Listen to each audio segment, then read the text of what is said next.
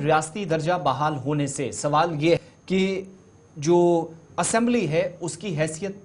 वापस उनके पास पहुंच जाएगी, या जो इख्तियारात एक अवामी हुकूमत को एक किसी स्टेट के अंदर, किसी रियासत के अंदर होते हैं, वो उनके पास वापस आ जाएंगे या नहीं, ये बड़ा सवाल है। जब माहिरीन की राय को देखते हैं, जब आप लीगल एक्सपर्ट्स की बात सुनते हैं, तो वो ये कहते हैं कि रियासती दर्जे की बहाली, जिस पर इस वक्त बहस काफ़ी ज़्यादा तेज़ हुई है, आज के वक्त में माहिरीन की राय को अगर सही मान लिया जाए तो कुछ ख़ास इससे बदलेगा नहीं। और ये कहते हैं कि असेंबली की हैसियत मुकम्मल तौर पर तब्दील नहीं होगी। कानूनी माहिरीन ये भी कहते हैं कि अगर सेंट्रल गवर्नमेंट या मरकज़ी हुकूमत आने वाले दिनों में रियासत जम्मू कश्मीर की हैसियत को बहाल की है, स्टेटहुड दे देती है, कंप्लीट स्टेटहुड, जिसका प्राइम मिनिस्टर या फिर इसके अलावा वज़ीर दाखिला की तरफ से, दीगर लोगों की तरफ से मुसलसल जो कहा जा रहा है, तो इसका असर नए कानून साज असेंबली की हैसियत पर नहीं पड़ेगा। सीनियर वकील और आईनी माहिर राकेश द्विवेदी ने इस बात पर जोर देकर कहा कि अगर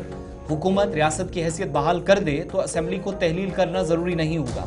सीनियर एडवोकेट गोपाल शंकर नारायण भी यही राय जाहिर करते हैं कि स्टेटहुड की बहाली से असेंबली की तश्कील पर कोई असर नहीं पड़ेगा। इस वक्त सामने आए हैं जब रियासती दर्जे की बहाली के लिए आवाजें उठने लगी हैं, जो कि जम्मू कश्मीर नेशनल कॉन्फ्रेंस के अहम इंतखाबी निकात में भी शामिल हैं और जो वादा बार बार किया जाता रहा। नेशनल कॉन्फ्रेंस और कांग्रेस इत्तेहाद ने 2019 में आर्टिकल 370 की मनसूखी के बाद जम्मू कश्मीर में होने वाले पहले इंतखाबात में शानदार फतेह भी हासिल की है, हुकूमत बनाने की पोजीशन में है और कल या परसों हुकूमत बन भी जाएगी। लेकिन कानूनी माहिरीन, जिनमें द्विवेदी साहब भी शामिल हैं, कहते हैं कि असेंबली को भंग करना या तहलील करना जरूरी नहीं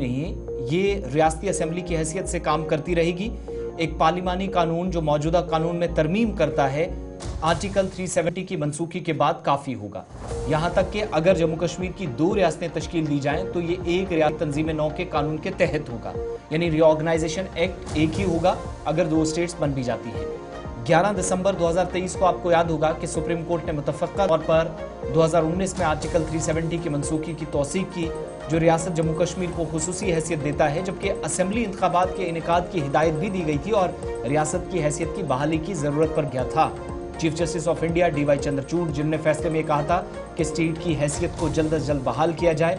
रवां हफ्ते के आगाज में सुप्रीम कोर्ट में एक और दरख्वास्त चली गई थी, जिसमें सरकार से दरख्वास्त की गई कि 2 माह के अंदर रियासत जम्मू कश्मीर की हैसियत बहाल करे, स्टेटहुड दे। लेकिन कानूनी माहिरीन के मुताबिक इससे ज़्यादा कुछ बदलेगा नहीं, असेंबली को तहलील करने की ज़रूरत नहीं और असेंबली की जो हैसियत है वो भी तब्दील नहीं होगी। कि असेंबली के तब्दील होना या ना होना